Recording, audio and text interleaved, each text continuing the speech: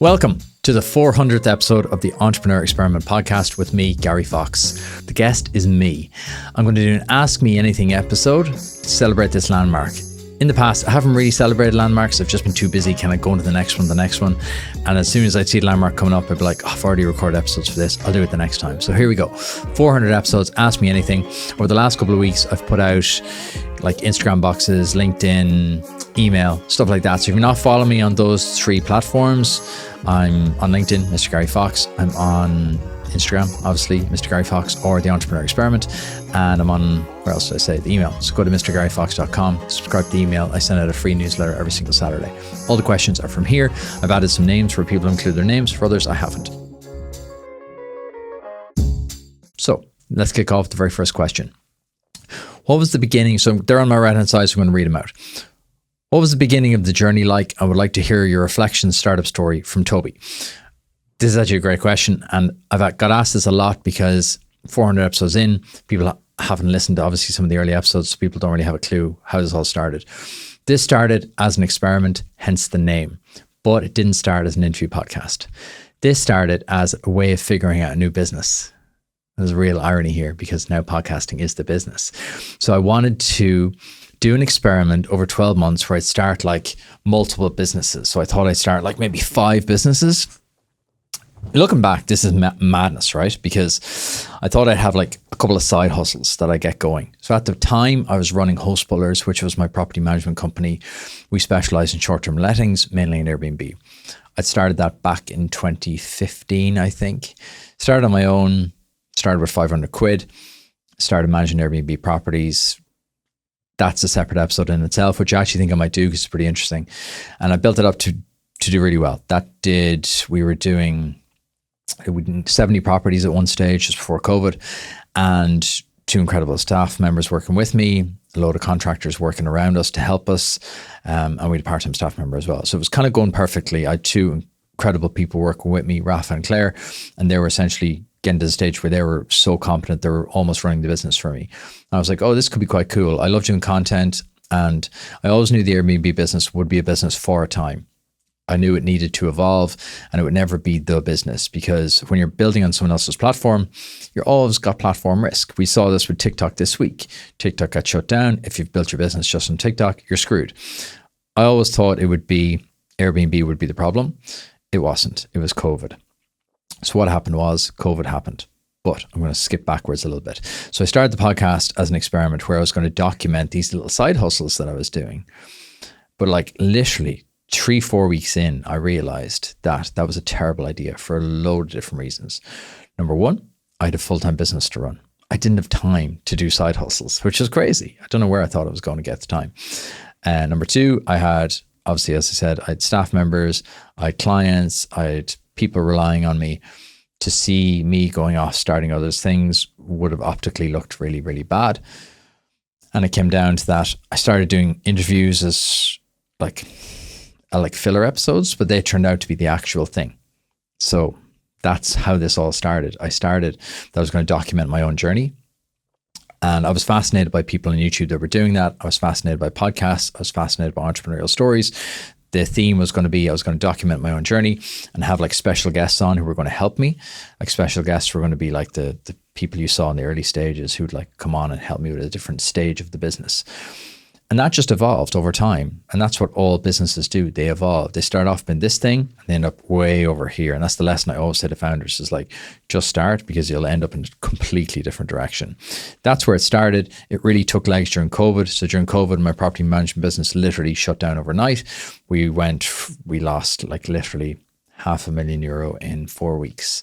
So I had all this free time and I needed an outlet. So I started ramping up production on the podcast. I started doing remote interviews, and obviously people had loads of time. So it's kind of like a perfect storm. People had loads of time. I had loads of time, and the podcast had developed a little bit of a name, but not too much, but enough so that people were like, oh yeah, that I've heard of this or whatever. So that happened. And then I kind of doubled down. And we were still managing the property business. We were still trying to keep it going. We were doing like emergency rentals, and we were doing like people who needed to isolate, all this kind of mad stuff. But we weren't making any money. We were just doing it just to keep the lights on, to try help out our landlords. So we were gradually starting to lose a lot of money. And as COVID can eased and came back and eased and came back, I had to make the decision to go, right, am I going to do this again? Am I going to ramp this back up? And the answer was no. I didn't want to do it anymore. I kind of realized that A, it was always going to run its time anyway, and B, that's not the business I wanted to be in. I realized how stressful it was when I stepped away. This was a 24 hours a day business because we're essentially running what is kind of a mini hotel. Like we had, I think at the time we had 50 properties plus. You might have 300 people staying per night. So there's always issues nonstop. Now the girls were unbelievable. I knew if my phone rang, there was a major problem. My phone inevitably rang once, twice a day with a major problem. When you have that many people coming through that many properties, you're going to have major problems all the time. It's only when I stepped away that I realized how stressful that business was. Why I love podcasting and why I didn't love the property business was from the property business, you're starting from scratch every single day.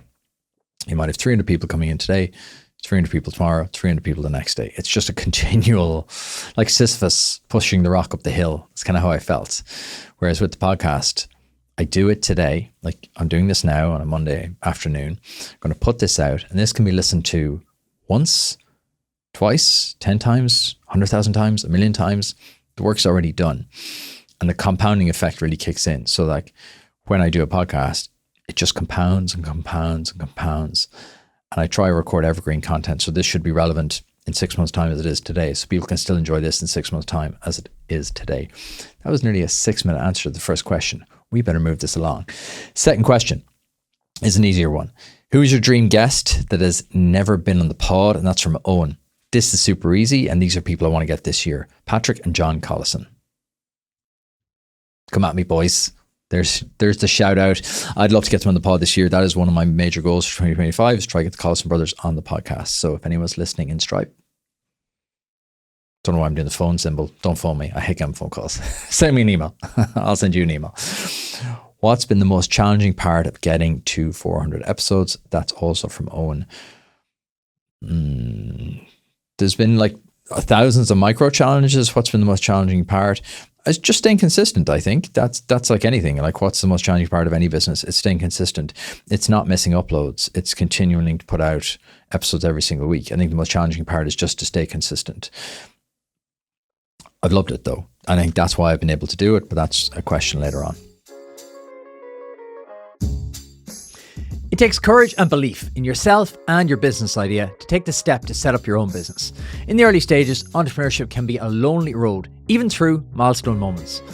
Deciding to commit the idea you've been mulling over, learning, growing and developing your skills, building a team to help you along the way, and preparing to launch into new markets. Enterprise Ireland is there for all of those startup moments. From providing advice and guidance to new founders through our startup network, to pre-seed funding and early investment, we're here to help you bring your ambition to fruition.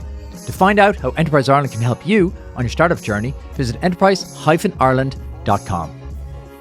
Nostra, an Irish IT company, offers world-class managed IT services, cloud solutions, IT support, and more, all tailored to meet your business needs. So, whether you're streamlining operations or boosting productivity, their expert team is ready to help you. Visit nostra.ie or email info@nostra.ie to see how they can help solve your IT challenges today. Before we dive into today's episode, I want to share a game changer for your business, Azure Communications.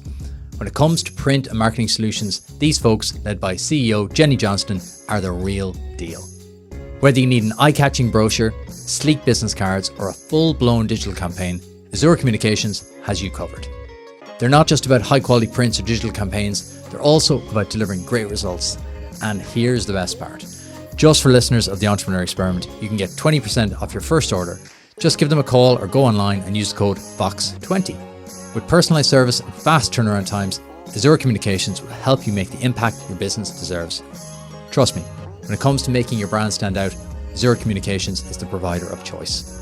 Check them out at azurecom.ie, use code FOX20, and elevate your marketing game today.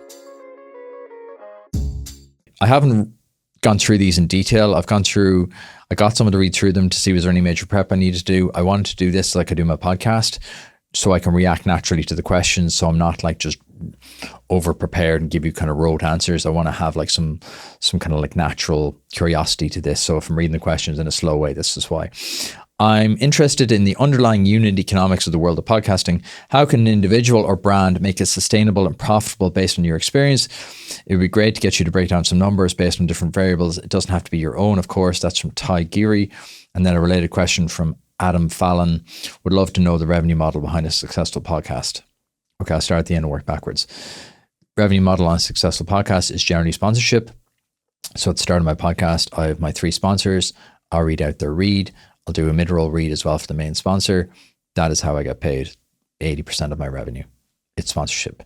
That's true for most podcasts. Again, I can only speak for me as in exactly my numbers and stuff. My numbers are probably 80% sponsorship, 20% all the other stuff. So the other stuff would be like people paying you to host events, people paying you to speak, people paying you to interview people for them, doing like live events, conferences, things like that. I do some teaching as well, but that's not directly related to the podcast, but it definitely helps. So that's it. Sponsorship is the main one for most podcasts. And then I'll go back to Tyke's question about the unit economics. So podcasts are the easiest thing in the world to start and the hardest thing in the world to scale and grow.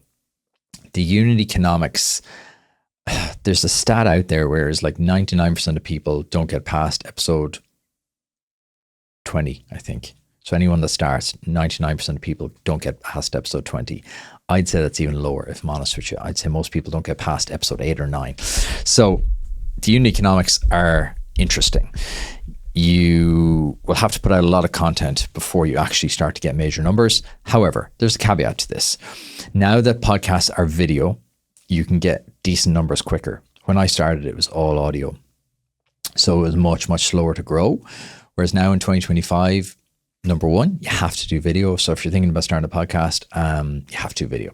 It's just how it is. But that's good because it's good and bad, right? It'll make it much more expensive to start, but it will also help you grow a lot faster. So since I started doing proper video with paying a videographer and then doing short form clips, the podcast has grown exponentially, like 10x generally. So what I would do is the unit economics in this. How can I break this down for you? One of my episodes to produce can cost up to 800 euro. So, because I've got a videographer, I've got a studio, I've got an editor, and I've got loads of fixed costs, such as like software and things like that. If you're starting out, your unit costs could be quite cheap because you could do them remote. If I was starting, I'd probably do some remote. You can also just hire studios for the day. There's unit costs on that. You can look them up online. How do you get to make it profitable? I think your niche is very important. And I'm going to talk about this later in the Q&A as well. Problem selection. That is one of the biggest things for entrepreneurs, the skills to learn. It's the same for your podcast. I would pick something, number one, that you love, that you can do pretty easily, as in like you don't have to do loads of prep for it. And number two, ideally the niche should be lucrative. I'm in the business niche. That kind of falls into like the finance niche. That kind of falls into the personal development niche. It's very, very lucrative because my audience is very specific. So if you're looking to do a profitable podcast, my answer to you would be, number one, do something that you love. And number two, hopefully that's in a niche that's very valuable. Business and finance niche, tech, they're all very, very valuable. If your podcast topic is going to be very broad, it's like a business, right? If you're targeting tennis players, right? That's a niche topic. But you know exactly who you're targeting, and the podcast is either for you or it's not for you. I'm not a tennis player. I'm automatically not going to be your listener. But you'll get the yes or no. Yes, that's exactly for me. No, that's not for me. So I would say pick a niche that you love and pick a niche that's hopefully valuable. I hope that kind of helps. I'm just trying to look back as to how I can break down the numbers. So your costs, like your costs starting out are probably looking at like maybe it costs you 100 quid to produce each episode. There's some software and stuff you need, but you can do it. If you do it super, super budget, you can do a remote podcast probably somewhere underneath 50 quid an episode. Then if you're going to hire editors and stuff, you're going into the hundreds.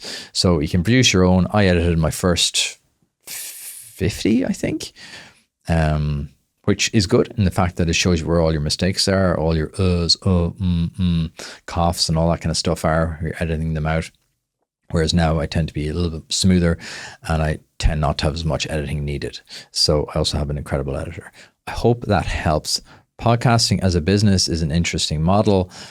Generally, sponsorship is your main thing. For me this year, it's to de-risk from sponsorship. So I want to launch my products and services this year, and I want to do a live event this year to try de-risk that. I love that your mind plays such an integral part for you in everything that you do.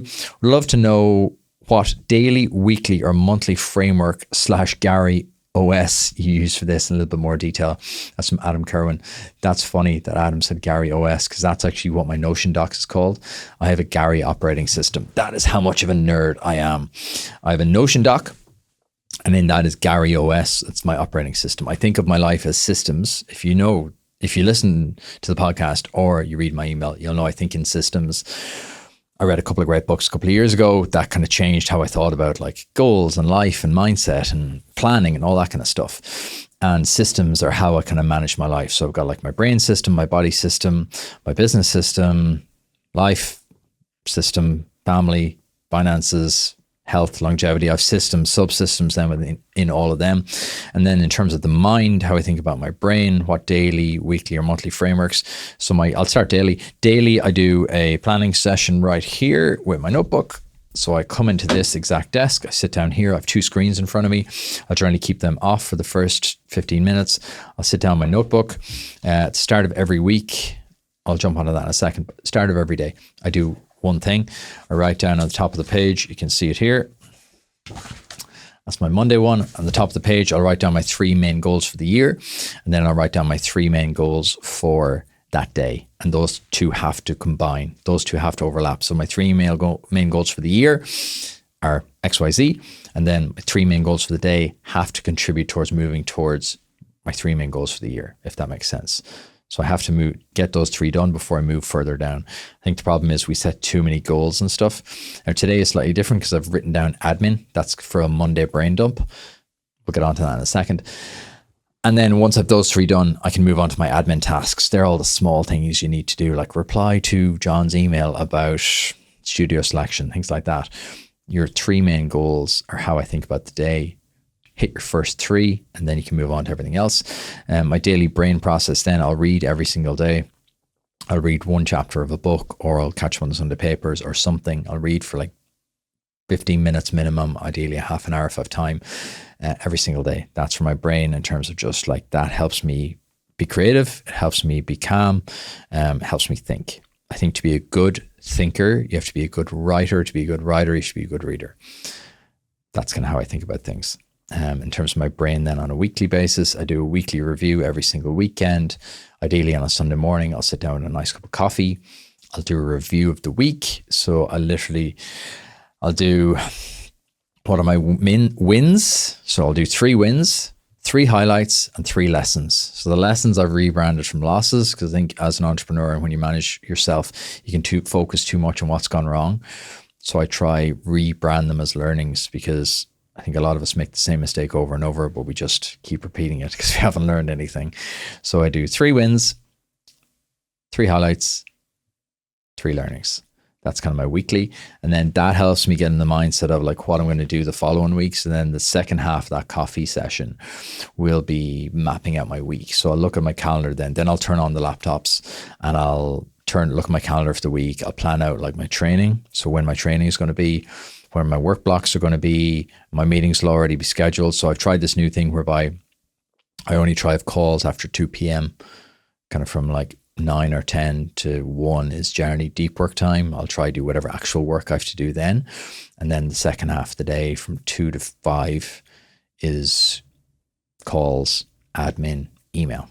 Don't always stick to it, but I try have a rule. That's kind of a new rule I have. And that helps my brain kind of go, okay, we're in deep work mode here from 9 to 1.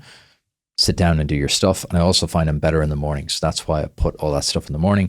I think having rules, again, goes back to my systems thing. Having rules are good because it helps you have a framework for your day, for your life, how you live. If you say yes to everything, you're on someone else's timetable.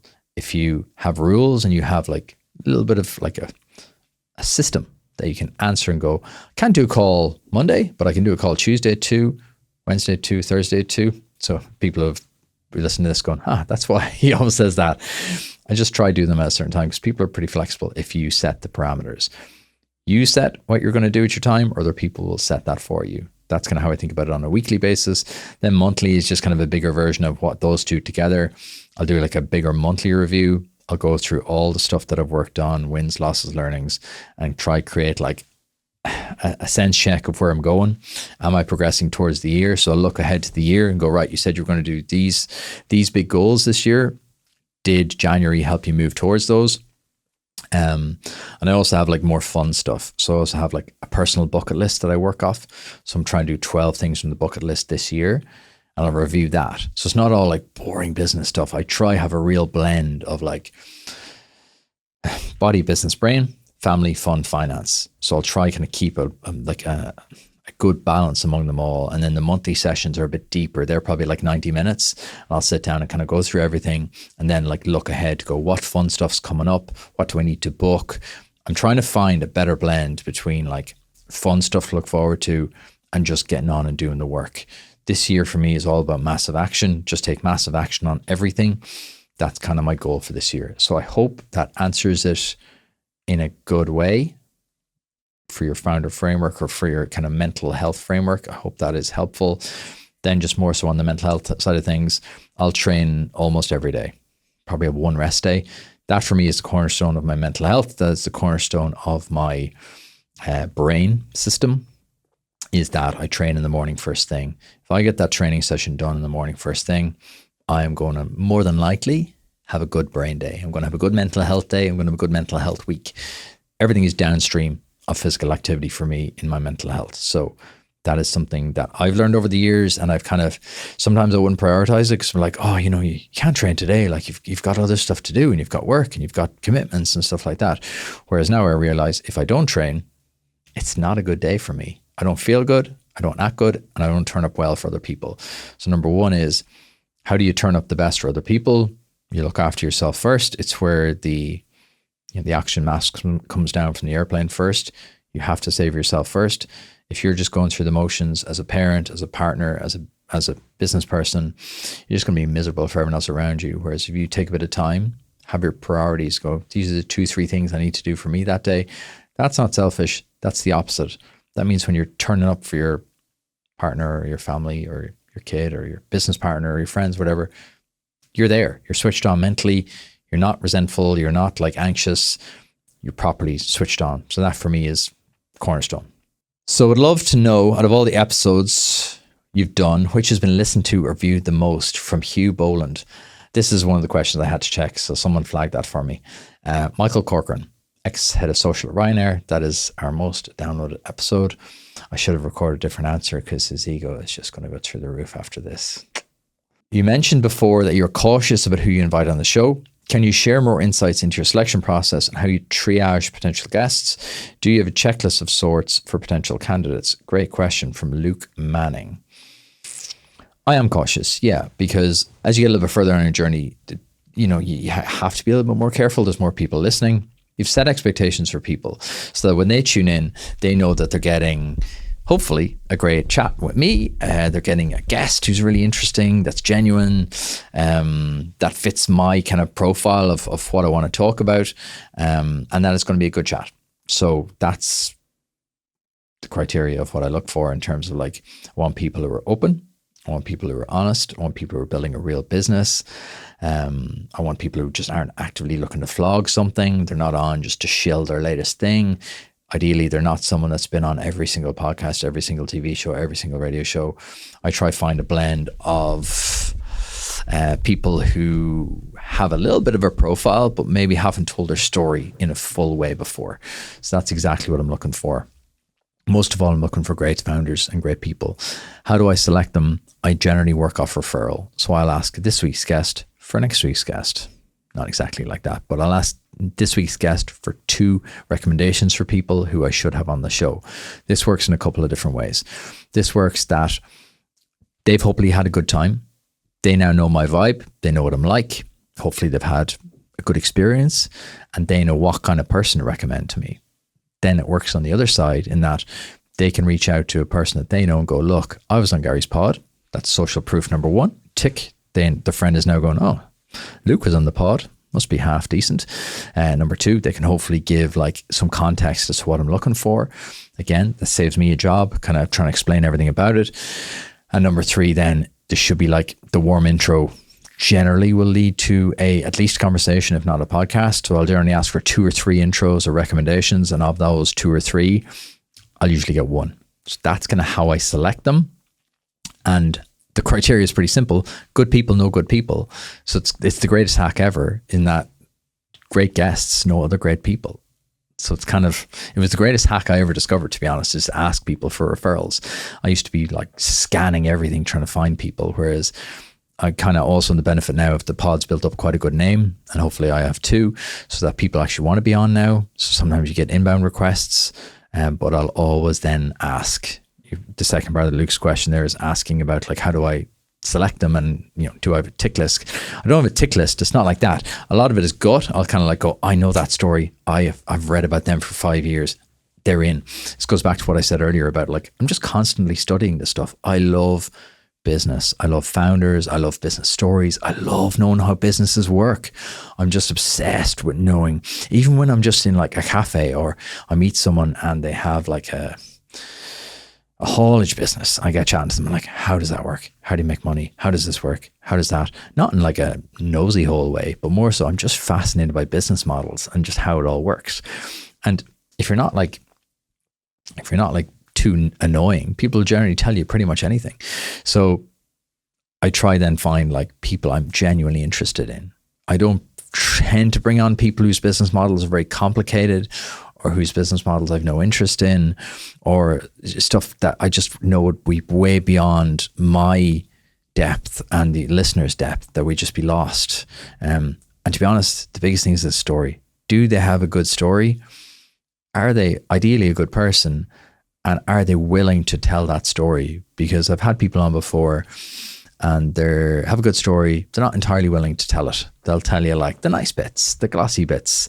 And what'll happen is you'll get like the rose tinted glasses thing, whereby they'll come on, they'll tell you a little bit about the start, the glasses go on, they'll skip forward 10 years and they'll be like, oh, and then we sold for 10 million.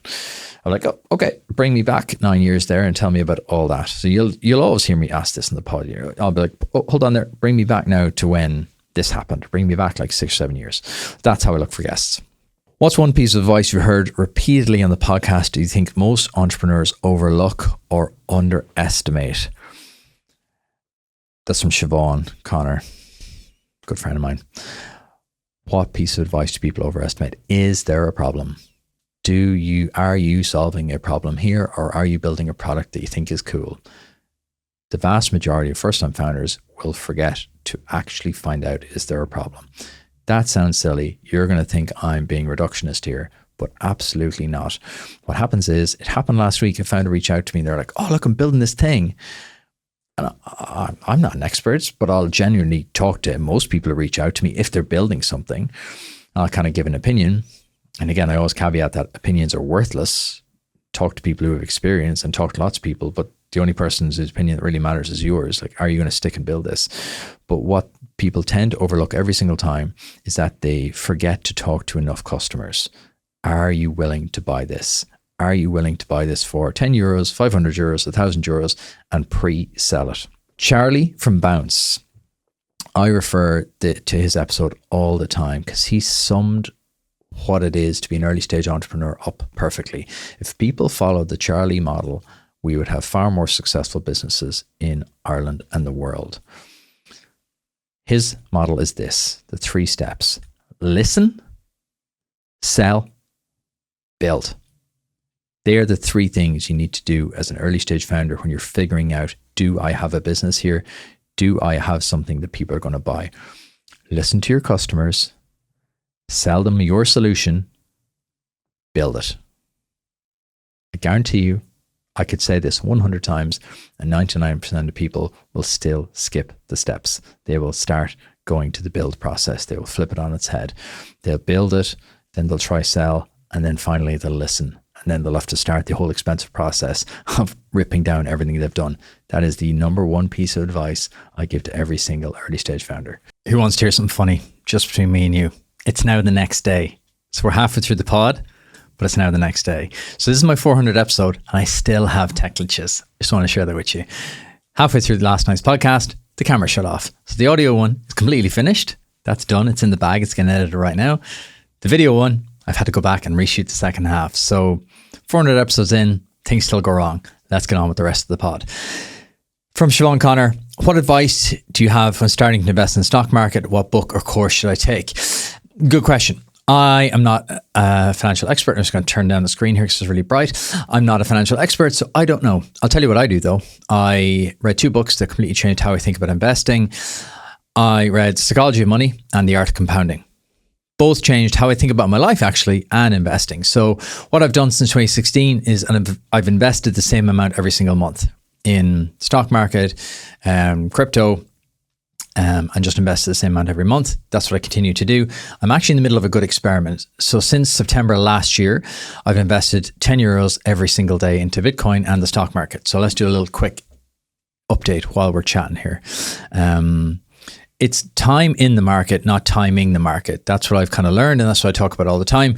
I don't really pay attention to the stock market day to day. I'm not a stock expert. I'm not a financial expert. It's way beyond my pay grade. It's not something I want to spend my life trying to figure out. Anytime I have tried to time the market, I've got it wrong. During COVID, I dabbled a little bit and I tried to trade some stuff. Never worked out. So now we just think of investing the same amount every single day, every single month, and just letting it compound for the next 20, 30 years. So since September 1st, 2024, I've done this experiment where I've invested 10 euros every single day, 10 into the stock market and 10 into Bitcoin. So since September 1st, 10 euros every single day. Our crypto portfolio is now up to 1,854 euro. So we have a gain of 489 euro. And then on the stock market side of things, we have invested 10 euros every single day, obviously, which gives us a grand total of 1,639 euro. That's a gain of 243. So we're up 243 and 490. So give or take, we're up 750 euro since September 1st. That's not really realistic in terms of that's not going to continue for the next 20, 30 years. But overall, I should be up if I just keep investing the same amount. So that's what I do. Do whatever you think is best. Obviously, don't invest money you can't afford to lose. If you want to learn, the only way to learn is have skin in the game, I think. So I'd invest like a small amount that you can learn from and just worry about the art of compounding, letting it compound over time. The next question from another good friend of mine. What do you feel is the biggest missed opportunity in the journey to 399 episodes? From Chris Brennan. Good question. Chris knows me well, so he knows how to ask quite a personal question. The biggest missed opportunity, it's not going hard enough. It's letting self-doubt hold me back and not going all in when I probably should have 18 months ago. I went all in probably 3 years ago now, 2.5 years ago maybe. But there's still so much scope to grow. I have probably 50% more capacity to grow, both personally and in the podcast. And I think holding myself back has been the biggest missed opportunity. So this year, 2025, I'm really pushing the boat out. I'm going to Dubai in a couple of weeks. I've been to London already. I'm going to London again Friday week. So really trying to go for it. I believe I can build the best media brand for founders in the world, doing that through storytelling. So that's my answer, is that go all in on it, Gary. Talking to myself. Who is the best interviewee you've had in your own words, and why was it me? From Paul Hayes. Paul is one of the most interesting guys I've had on the podcast. Hilarious dude, but incredibly stoic and philosophical at the same time. He wraps up his wisdom in humor. So if you haven't seen the pod with Paul, go back and watch it. He's a great dude. And I hope he doesn't watch that to find out what I just said. 3 questions from Laura White. These are good ones. What motivates you the most to stay consistent as you have? I love what I'm doing. Number 1, that really motivates me. Number 2, I really feel there's a special opportunity here. That incredibly motivates me. Number 3, I love what I'm doing. So I really want to retain that freedom and retain that privilege of being able to do what I love. That's what really motivates me. It also motivates me to see it growing. Like every week, you get a lot of immediate feedback in terms of you can see the numbers, you can see that people are enjoying it or not.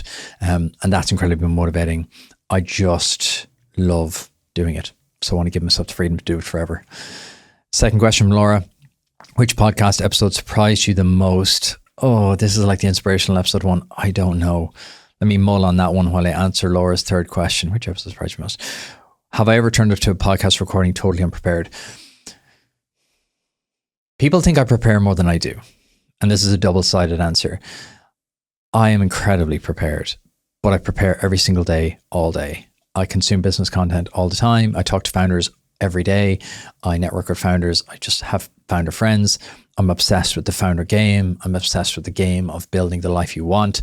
So it's not like when you're doing the leave-in and you cram everything in the last couple hours. That's never worked for me. And I finally learned that lesson. And I now know that preparing over a long course of time is way better. I don't really see it as preparing because like I'm just constantly learning about this stuff and constantly bring in information about people. And I always chat to people about who should I be watching, who's coming up, who's on the rise, who's got an interesting story, who's the most interesting person you've met. So that's kind of how I do it. I prepare over a long period of time. Have I ever turned up totally unprepared? Not really, because I'm kind of doing it all the time. In the early stages, it was much more difficult because I'd have to be thinking about what I was going to ask to make sure like I didn't like lose my train of thought. Whereas now, I just know from doing my reps. I'm going to come back on the which one surprised me the most. So we'll come back to that, Laura. How do you think your mindset shifted with every episode, or is there a specific episode number that shifted your mindset from Sinead O'Keefe? No, it hasn't been like I got to episode 100 and knew it was going to be great. Those landmarks are kind of cool. But it's been more of a continual growing process, if that makes sense. It's more that like, I used to have this mindset of the silver bullet fallacy, whereby I would think when I get here, I'll be insert whatever thing it is here, confident, fit, smart, knowledgeable, wealthy, whatever it is. I used to have that mindset of like, if I just do this for long enough, suddenly I'll wake up on like a random Tuesday and I'll just bounce out of bed and I'll have this transformation like in the movies, like in Limitless or something like that. And that's not really real life, is it? Like we all think it is sometimes, but it really isn't. It's been a gradual process over the course of the last 400 episodes that I've got hopefully better. I've got more confident. I've got more comfortable. So there hasn't been really one. There has been a couple of episodes about 18 months ago, whereas if you're a regular listener, you'll see a shift in my content towards hopefully a more balanced, holistic view on things. That's how I've evolved as a person. And that's how the podcast has evolved, because I have learned so much from all the founders. I've also kind of learned what I don't want to do. And that's just have a purely business focus in my life and in my content. You'll know I talk about body, business, brain all the time. They're the three buckets that I view the content through. I also do family, finance, and fun in my own personal planning. But for the podcast, I want people to see that there's more to life than just having a successful business. I think if you've got a successful business and your brain is trash and your body is trash, that's not success to me. Each to their own, no judgment. But for me, I want to put out content that reflects my values and hopefully helps people have a little bit of a better life without sounding too kind of like woo-woo and altruistic here.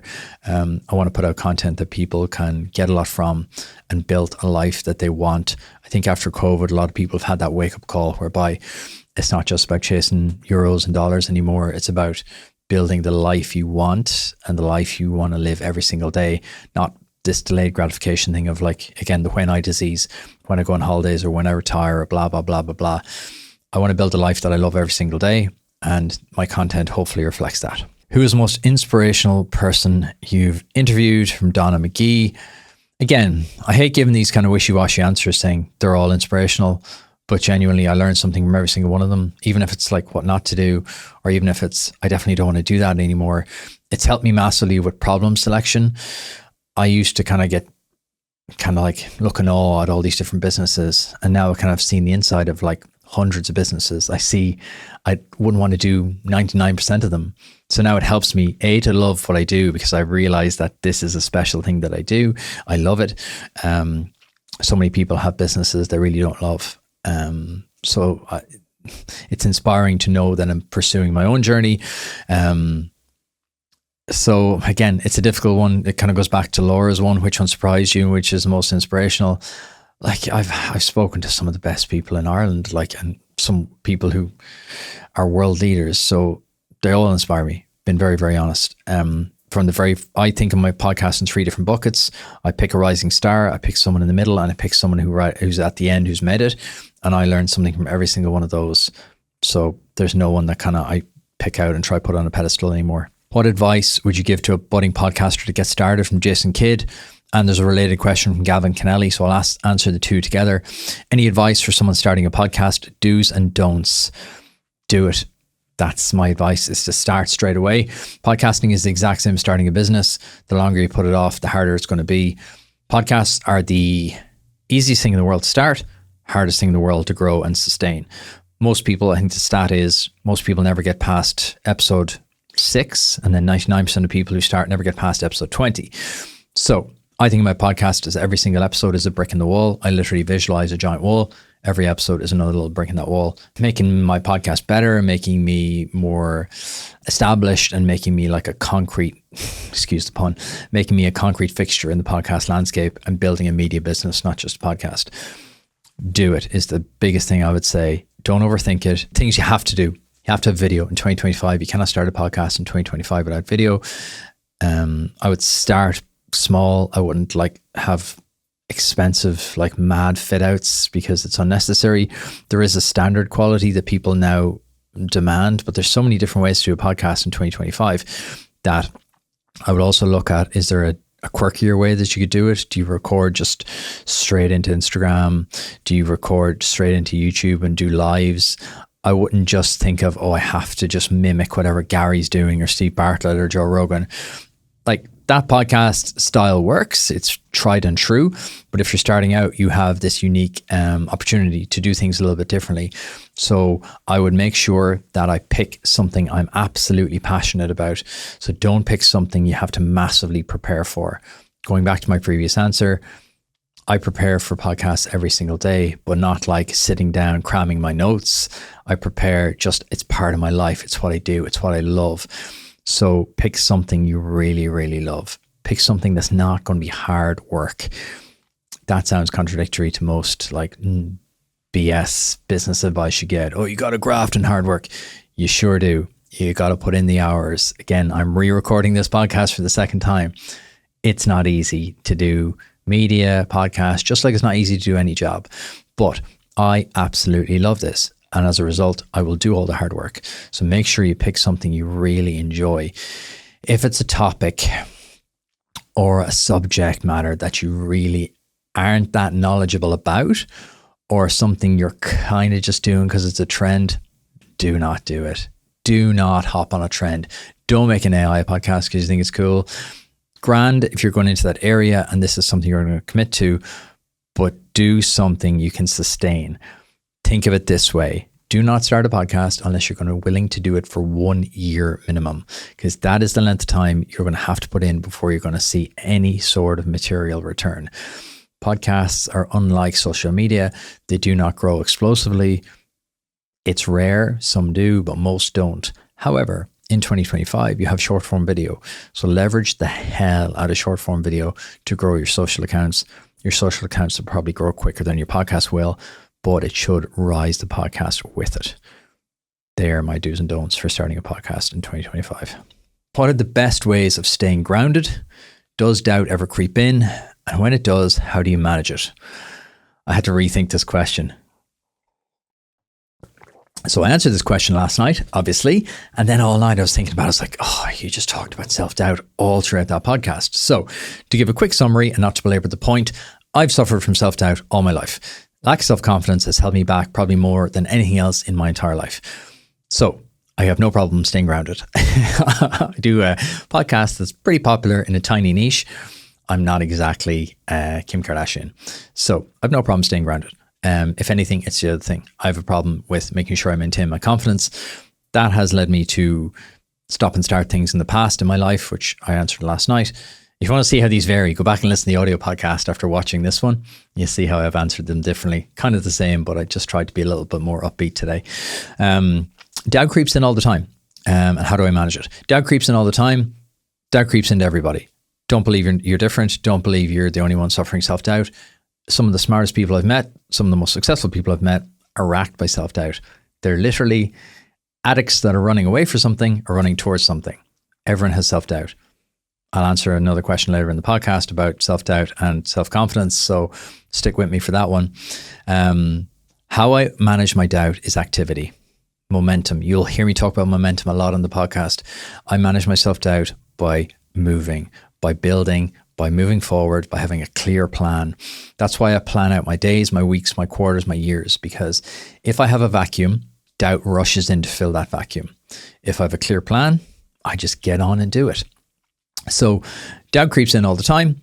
I negate that through activity, which is physical. I literally go for a run or go to the gym. After I do both those, feel pretty good. Doubt's kind of gone. Or I just literally pick 5 tasks that I can knock out really quickly, and that gets me through the little hump. It creeps in all the time. You got to find a way to deal with it. What's the most surprising lesson you've learned from interviewing founders, and how does it shape your own entrepreneurial mindset? I'm going to answer this here and again later. So the most surprising thing I've learned is that no one knows what they're doing. We're all figuring out as we go. That's my friends at Nostra, by the way, who are now the kind sponsors of the podcast for this season. Everyone is figuring it out.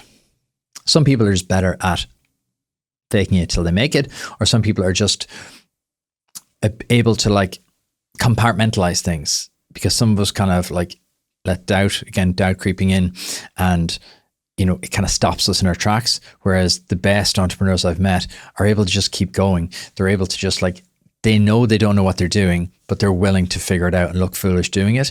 So the biggest thing I've learned is that everyone is figuring it out. One of the biggest lessons I've learned is don't pretend you know everything. Be open, be genuine, be humble, and ask loads of questions. I literally have made a career out of it. I will ask the most ridiculous question and I get away with it because I'm a podcast host and it's my job. Genuinely, it's made me a much better person. It's made me a better communicator. It's made me a happier person, just asking questions and just not pretending I know things. I used to kind of be in conversations with people and I would almost shut down because I wouldn't want to look stupid, or I wouldn't want to let them know that I didn't know what I was talking about. I pretend I knew. That's just a recipe for disaster and unhappiness. So everyone's figuring it out. Be open, be humble, be kind, and ask people to help you. Enterprise Ireland helps to support and fund a vibrant startup ecosystem, providing supports, insights, and network connections to the most ambitious Irish startups. From expert advice to raising funding, exploring opportunities in international markets, to strategic planning, Enterprise Ireland is here to support you in those important startup moments. For more information about how Enterprise Ireland can support you on your startup journey, visit enterprise-ireland.com. Enterprise Ireland, helping Irish startups go global.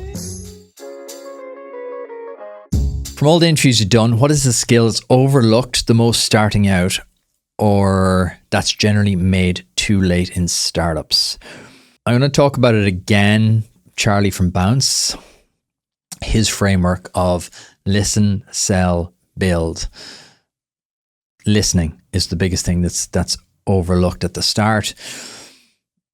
People build a product or a service they think people want as opposed to the one they know people want. Now, you can never be entirely sure, but people don't want to hear no. So they will deliberately not talk to enough people. They will not get enough consumer insights. They will not ask people early enough to part with cash.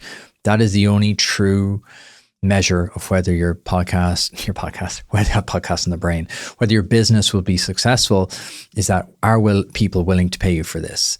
And people will often spend years and they'll go raise money. They'll raise like millions and they'll hire a team and they'll do all this thing and then launch. And then people are like, what the hell is this? This is the worst product ever, because they're not willing to go back to my previous point. They're not willing to look foolish and they're not willing to hear no, so that they'll keep plowing away and they build something that nobody wants. So that is the biggest skill that people need starting out, is the ability to ask great questions and the ability to take the feedback on board. What's the greatest lesson learned after 400 episodes? From Jenny Johnston, my great friend in Azure. Again, another great sponsor of the podcast and a great supporter of mine. The greatest lesson is what I've just talked about 2 answers ago. Everyone's figuring it out. Don't let that stop you. You don't know the answer. No one else knows the answer either. You'll get there if you start. Everyone is figuring it out as they go. The most successful people I've met on the podcast will kind of shrug their shoulders and go, sometimes I don't know how I got here. And it's lovely. And it's the people that spoof and kind of pretend to know it all are the ones to be aware of. It's the people who are like, yeah, we just kept showing up every day. The power of consistency will put you in the 20% of people who are going to make it. The ability to show up and not quit and be resilient. Above all, above like your great idea, above like the trendy tech trends, above everything, the ability to stay in the game, survive to thrive. I teach a course in Trinity to early stage entrepreneurs, and I say this to them: survive to thrive. That's what you got to do in the first 2 years, maybe longer, is just survive. You gotta stay in the game. You gotta stay in the game. If you stay in the game, you'll eventually get lucky enough to survive and thrive. Now, next one. What interview stands out the most out of 399, and for what reason? This is from Paul Sweetman. And then there's the second part. Given you have a view of what success looks like, both what you do yourself and the 399 people you've interviewed, what is the most common attribute displayed which has driven the success? Again, I talked about that in Jenny's answer above: resilience. Resilience and the ability to keep going against all odds. Staying in the game. That's what really matters. That's what matters above all else. The ability to stay in the game, not over leverage yourself, and the ability to be a calculated risk taker. Entrepreneurs have this myth around them that they're these crazy risk takers, that they just burn the boats and go all in. They do, but they try not to bankrupt themselves and everyone around them at the same time. The more experienced entrepreneurs I meet, they're able to weigh up the risk. What's the cost benefit ratio of this? What's the pros and cons? What's going to be good? What's going to be bad? What's the worst case scenario? What's the best case scenario? And let's see if we can land somewhere in the middle and then survive long enough to get to the best case scenario. Resilience is the number one thing. What interview stands out most from 399, and for what reason? There's absolutely tons. Like, I think back to some of my early interviews, and I don't know how people even let me in the room. Like Gary Lavin, who founder of VidHit, I had him on after like episode 16 or something. I just had him back on after episode 380 there recently. It's not the interviews that stand out. It's the kindness that people showed to me, and it's the willingness that people showed to share their journey and to be a part of mine, and the openness to help people along the way. The broader themes are like, people will generally help you if you ask. If you ask people in the right way, in a polite and a direct way, going, hey, I'd love you to help me with this, most people will help you. There's been tons of interviews where I've had mental shifts myself in terms of realizing what I don't want to do. But there's been so many interviews along the way. I really do not like picking out individual ones. I love this question coming up, a little sip of tea. What's your favorite way to be creative? From Quiva to Dufresne. Quiva, great question. I have a few. This is probably my favorite way is to do podcasts. I absolutely love this. This is definitely my medium.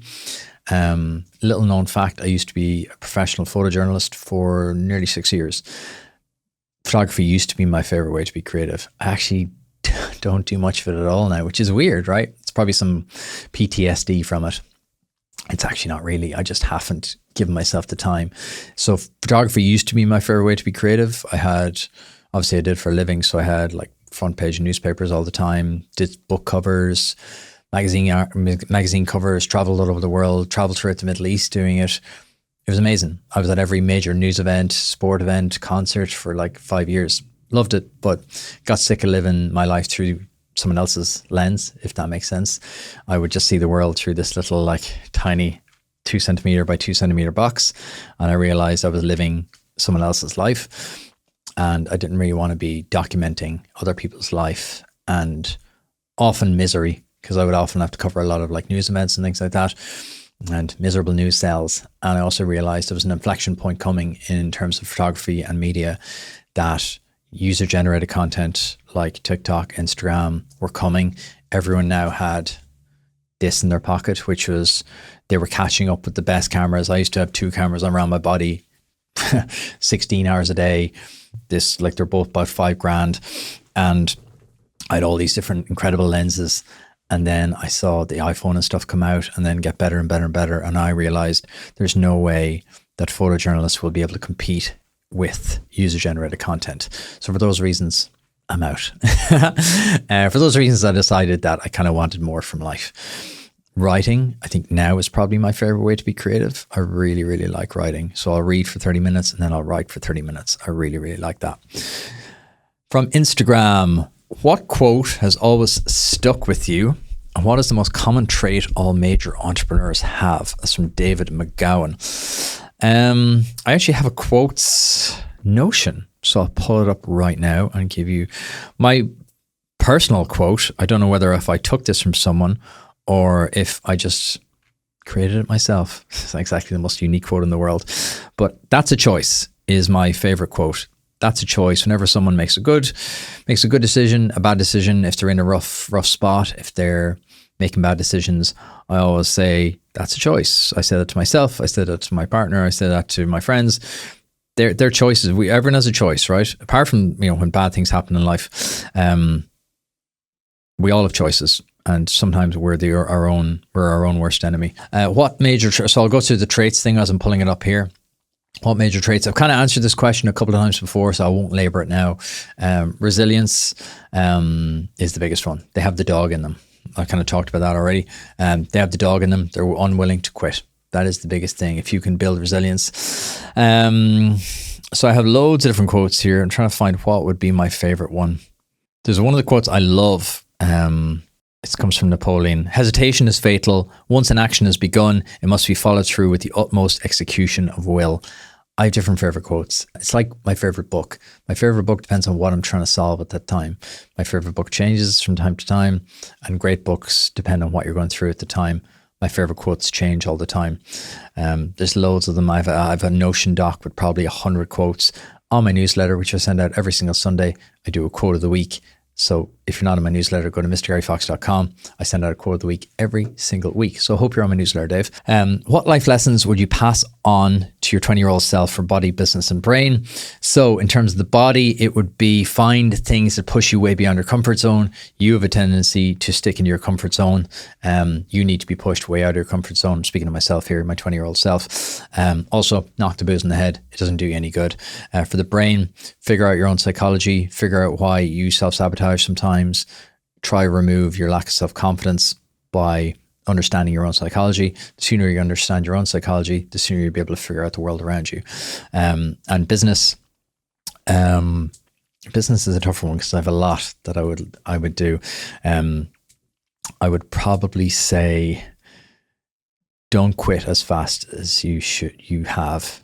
Stick with things and don't let, again, self-doubt make you walk away from things. Stick with them. What qualities do you see often in younger entrepreneurs versus older? That's from Anton McDonald. Sorry, the other one's from Mark Connaughton from Class Kicks. This one's from Anton McDonald. What qualities do you see in young entrepreneurs versus older? Younger entrepreneurs have a brilliant naivety of looking at the world. The negative on that is they tend to focus on the product, not the distribution. Older entrepreneurs and more experienced entrepreneurs will focus on the distribution of the product and the actual problem they're trying to solve and how they're going to get it to the people who really need it the most. If I could combine both of those, you've built the ideal entrepreneur. How do you start a business when you have a family in terms of drop-offs, dinners, etc.? That's from Mahangal 2019 on Instagram. We literally did this earlier on. Well, it would have been today if I was doing this again yesterday. So yeah, every week we have a family meeting. We sit down, we run through all our calendars. Everything in our house runs through our calendars, through Google Calendar. And we also have a little Perspex board we stick on the fridge every week that has the month. And we have everything attributed to each person. So we try to find a balance between where you this, and this day. To be honest, since COVID, way easier. In a pre-COVID world, I think we would have struggled massively because both of us work 5 days a week, but both of us were on the road or in offices 5 days a week, whereas now we're not. We both can work from home certain days. So we balance it off. We literally sit down every week, look out a week to 2 weeks in advance and say, okay, where are you this day, this day, this day? Literally plan it out like a business. That's the end of the AMA. Thank you so much for listening and watching. If you're watching YouTube, I've done this for you twice. Just do me a favor, hit like, hit subscribe, and send this to one person. If you're listening on audio, please send this to one person you think will enjoy it.